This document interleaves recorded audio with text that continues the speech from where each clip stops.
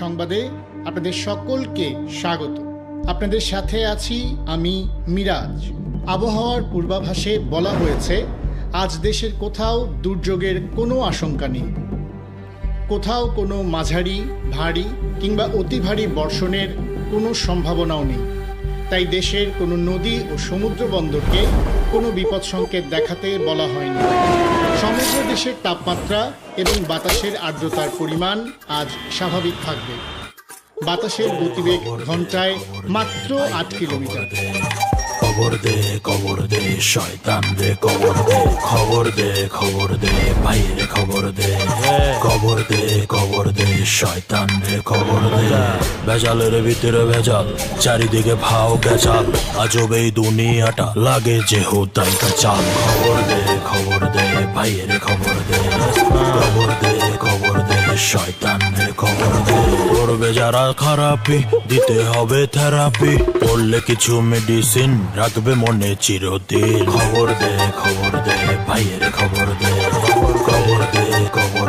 শয়তান রে, খবর দে। আছে যত গুটিবাজ তাগো ধরের উপরে রাখ, মুখে মধু মনে বিষ, ভালো কইরা চিন্না নিস।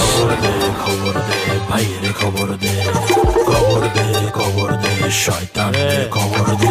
বাইরা গেলে হুলস্থুল, থাকে না মাথা গোল, বেশি বাইরা গেলে পরে ভাঙ্গা দিতে হয় বুল। খবর দে ভাই রে, খবর দে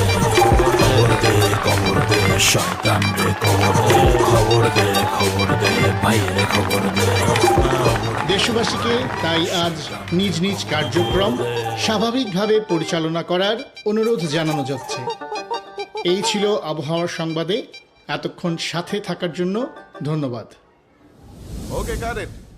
ওকে স্টুডিও। জি ভাই। ভাই একটু রাখেন।